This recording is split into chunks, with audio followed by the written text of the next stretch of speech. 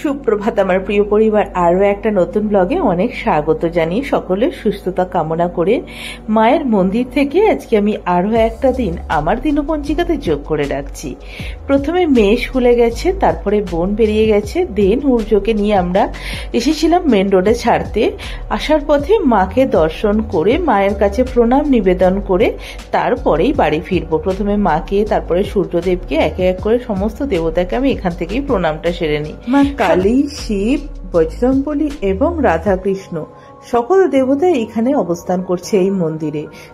তবে মা কালী এবং বাবা শিবের এখন দ্বারটাই খোলা রয়েছে।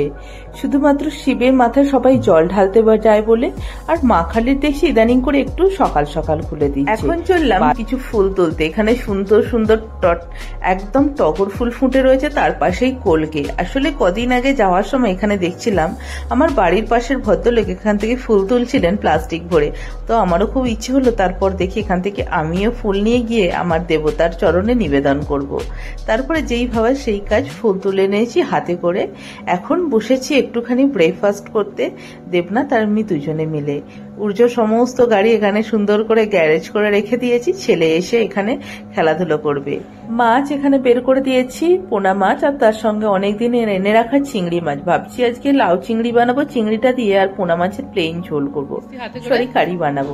এদিকে দেখতে দেখতে আমার ছেলে চলে এসেছে। তুমি এনেছে রে বাবা? হ্যাঁ,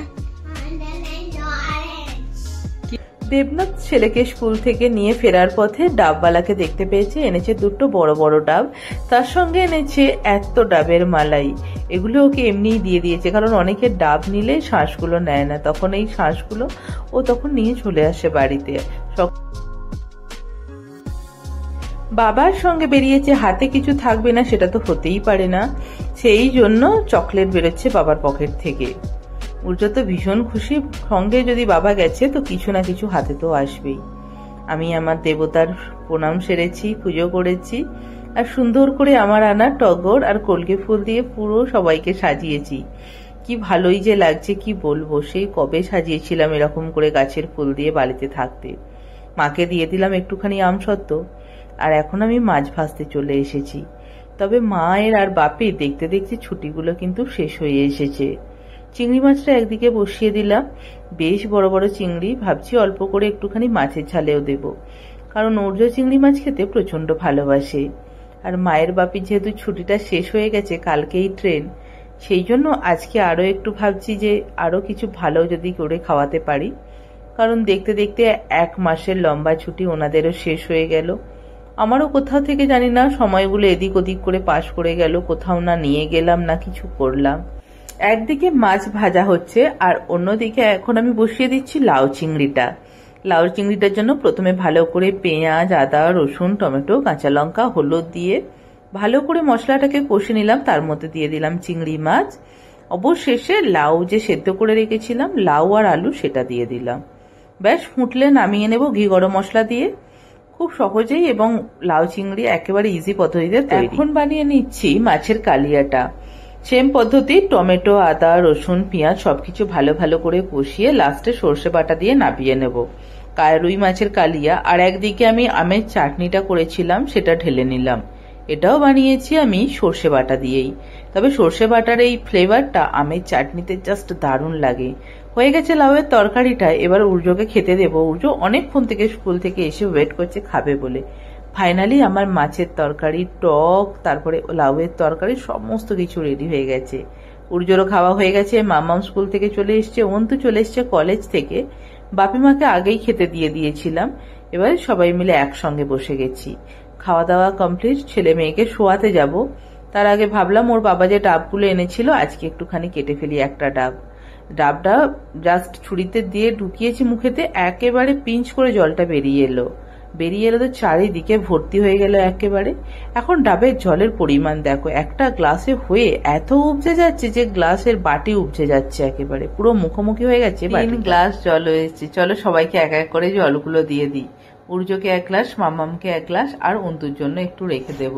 এই প্রথমবার ডাবে এতটা জল হয়েছে এখানে। তবে হ্যাঁ, করোনার সময় যখন কলকাতায় ছিলাম তখন রোজ ডাব নেওয়া হতো কাঁদি কাঁদি করে, তো তখন ওই মানে ডাবগুলোতে এত জল হতো যে এক একটা ডাবেতে বড় গ্লাসের 2.5 গ্লাস করে জল হতো, আনবিলিভেবল। ওরকম অবিশ্বাস্য ডাব আমি জীবনে ওই একবারই খেয়েছিলাম, তারপর থেকে ওই ডাবের আর সন্ধান পাইনি। অনেক কষ্টে উর্জ অবশেষে জলটা শেষ করবার পথে এদিক ওদিক সেদিক করে করে 5 মিনিট ধরে জলটাকে খেয়েছে। আমরা ছোট্ট করে একটু রেস্ট নিয়েছি। এখন মাকে বসিয়েছি অল্প কিছু আলু করতে, কারণ আজকে বিরিয়ানি বানাবো। আবার তো কালকে দুপুরেই মায়েরা বেরিয়ে যাবে খাওয়া দাওয়া করে, আর সময় পাবো না ভালো কিছু রান্না করে খাওয়ানোর। তো এটাই শেষ সুযোগ, শেষ রাত্রি আমাদের সঙ্গে মায়েদের রাত্রি যাপনের শেষ সময়, শেষ কি বলবো মানে শেষ সমস্ত কিছু, মানে রাত্রিটা কালকে দিনের বেলায় রয়েছে। এখন বিরিয়ানি বানানোর জন্য মাংসগুলোকে আলাদা করে রেখে অল্প নুন, দই, লঙ্কা গুঁড়ো, আদা, রসুন সব মাখিয়ে রাখলাম। আর এখন গোলমরিচ, লবঙ্গ, ইলাইচি, দারচিনি সমস্ত কিছু, জায়ফল, জয়িত্রী দিয়ে অল্প অল্প করে হালকা করে ভেজে রাখলাম। এটাকে জাস্ট মিক্সিতে ঘুরিয়ে এটা গুঁড়িয়ে নেব। তুই তো এখন একা একাই থাকো সবসময়।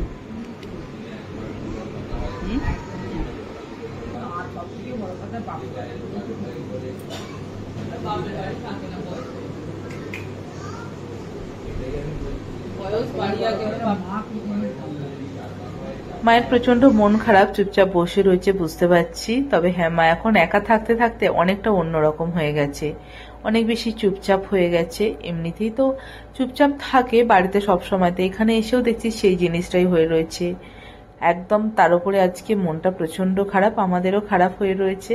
ভাতে চাল তুলে দিলাম, তার সঙ্গে দিয়ে দিলাম অল্প একটুখানি কেওড়া জল, গোলাপ জল, তার সঙ্গে একটুখানি তেল আর অল্প একটুখানি নুন দিয়ে দেব। আর মাকে এখন দিয়ে দিচ্ছি আমসত্ত্ব ভারীর বানানো, আর ছেলেকে দিলাম গ্লাসে করে জল, বললাম তুমি আজকে খাইয়ে দাও নাতিকে। এই মাকে দিয়ে দিয়েছি। মায়ের কাছে কত দুষ্টুমি করছে জলটা খেতে, এদিকে যাচ্ছে ওদিকে যাচ্ছে সেদিকে যাচ্ছে, দুষ্টুমির তো আর শেষ নেই। কত রকমের গল্প শুনিয়ে শুনিয়ে মা ওকে ওই 1 গ্লাস জল খাওয়াচ্ছে। সত্যি ঠাকুমা দাদুরাই এরকম পারে, আমাদের মায়েদের কিন্তু এত ক্ষমতা, এত ধৈর্য নেই। আজকে একটুখানি মায়ের পিকচারটা বেশি আমি ক্যাপচার করে ফেলেছি, কারণ যখন মায়ের জন্য মন কেমন করবে, বাপির জন্য মন কেমন করবে, তখন এই জিনিসগুলো দেখে আমি আমার মনটাকে ভরাবো। কি করব, কিছু করার নেই। বাইরে যখন তাকিয়ে এইগুলোকে তো অ্যাকসেপ্ট করে চলতেই হবে। তবে বড্ড কষ্ট হচ্ছে। যখনই ভাবছি কালকে থেকে ঘরটা পুরো ফাঁকা শুনশান হয়ে যাবে, তখনই কষ্টে বুকটা একেবারে আঁচড় পাঁচড় করছে যেন। আর এখন চিকেনগুলো ভালো করে পেঁয়াজ, আদা, রসুন সবকিছু ভেজে চিকেনটা দিয়ে দিলাম মশলা মাখানো। আর অন্যদিকে ভাতটা আমার হয়ে গেছে, একটা স্টিম ছাড়তেই অল্প করে জল দিয়েছিলাম যেহেতু, কিছুক্ষণ রেখে এখন ভাতটা খুলে দিয়েছি। ভাতটা একেবারে পারফেক্ট। মাংসটাও পেঁয়াজ দিয়ে সমস্ত কিছু ভালো করে কষিয়ে নিচ্ছি। তবে উর্জোর জন্য একটুখানি মাংস তুলে রাখলাম, কারণ এর মধ্যে এবারে ঝাল দিতে হবে। ঝাল ছাড়া তো আর ভালো লাগবে না আমাদের বড়দের জিনিস, সেই জন্য উর্জোটা আগে তুলে নিলাম। উর্জোটা অল্প করে ভাত দিয়ে সবকিছু দিয়ে সেদ্ধ করে দেবো। ওটা সেদ্ধ সেদ্ধ বিরিয়ানি হবে, একটু ঘিটা বেশি দিয়ে দেবো, তাহলে খুব ভালো খেতে লাগবে। এখন যে ডেচকির মধ্যে আমি বিরিয়ানিটা দম দেবো, সেটা প্রথমে কড়াইটা তুলে দিলাম, সেই ডেচকিটা তুলে দিলাম ওভেনেতে। প্রথমে ওই চাটুটার উপরে ভেবেছিলাম একেবারে দিয়ে দেবো, কিন্তু ওটা সময় সাপেক্ষ হয়ে যাবে একটুখানি। এতে যেহেতু জল ছিল সেই সবের জন্য আমি প্রথমে এটা দিয়ে ভালো করে গরম করে নিচ্ছি, তারপরে তাওয়ার উপরে বসাবো। প্রথমে তেজপাতা আলু দিয়ে লেয়ারটা করে তার উপরে ভাত দিয়ে দিলাম। এখন ছড়িয়ে দিচ্ছি অল্প করে গরম মশলা আর একটুখানি নুন, কারণ নুনটা কম লাগছিল। আর এখন দিয়ে দিলাম আমি ওই বিরিয়ানি এসেন্সটা। এবারে ভুল করে না আমি আতর দিতে ভুলে গেছি, আর ওই বিরিয়ানি এসেন্সটা দেওয়ার জন্য ভালো গন্ধটা একদমই আসেনি, যেটা আতরে আসে। আর এক লেয়ার আমার মাংস দেওয়া হয়ে গেল, নেক্সট লেয়ার ভাত চলছে। এটা দিয়েই তার উপরে আবার সব মশলাপাতি আর একটুখানি ওই বিরিয়ানি এসেন্স দিয়ে ব্যাস চাপা দিয়ে দিলেই আমার বিরিয়ানি এবার দমে চলে যাবে। তবে হ্যাঁ, কড়ার মধ্যে অনেক কিছু এই মাংসের গ্রেভি টেভি লেগেছিল বলে আমি ভালো করে কড়াটা মুছে একেবারে দিয়ে দিলাম ভাতটা ওর মধ্যে। হয়ে গেছে সমস্তটাই রেডি। দেবনাথকে বললাম তুমি আর একটুখানি মশলা ঢেলে দাও। তাকে বলা নাই, তিনি তো বাবু কিছুই জানেন না, দিয়েছে অনেকটা মশলা ঢেলে। কি আর করি, এখন কিছু করার নেই, পুরো জিনিসটাকে এখন রেডি করতে হবে। আর দেবনাথকে ডেকে নিয়েছি কারণ আমি একা একা সেই থেকে করে যাচ্ছি, আর আমার ভালো লাগছে না সেই জন্য। গুন্দা ছেলে, এই যে গুন্দা ছেলে বাবা, সেই থেকে সেই গাড়ি নিয়ে শুরু হয়েছে দুষ্টুমি। কখন তোমার গাড়ি জার্নি শেষ হবে বাবা? হ্যাঁ সোনা, একটু পরে। আচ্ছা এখন খেয়ে নাও তো গুডবার। টেস্টি টেস্টি আজ বিরিয়ানি বানিয়েছি। বিরিয়ানি কাকু তুমি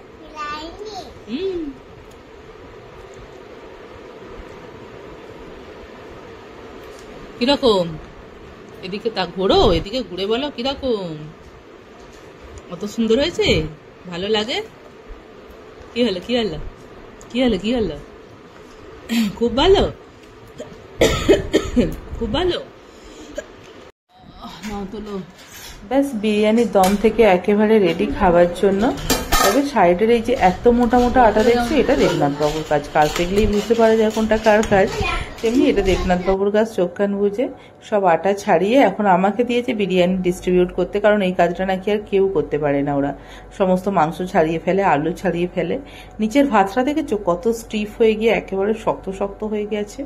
এটা ওই নিচে কন্টিনিউ তাপটা বেশি পেয়েছে বলে।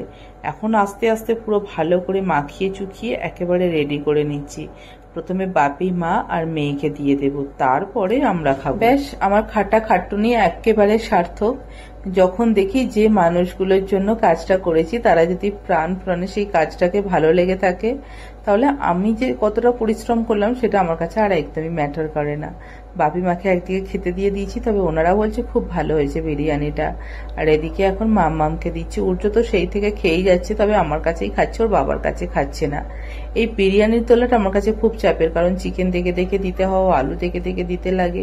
কখন যে কি লাগবে আর কখন যে কি লাগে না বুঝতে পারা যায় না। সো ওই জন্য আমাকেই তুলতে হয় বিরিয়ানিটা, আর কেউ তুলতে পারবে না। বিরিয়ানিটা সবাই অত্যন্ত ভালো লেগেছে, বাপির, মায়ের, সকলের। আর রাত্রেবেলা মায়ের পছন্দের আইসক্রিম, মায়ের আর বাপির পছন্দের আইসক্রিম দিয়ে রাত্রি যাপনটা করলাম। মানে আজকের মতো বিদায় নিচ্ছি। সবাই ভালো থেকো, সুস্থ থেকো, আর অবশ্যই একটা লাইক করে দিয়ে যদি ভিডিওটা ভালো লেগে থাকে। আজকের মতো গুড নাইট, বাই। সবাই ভালো থেকো।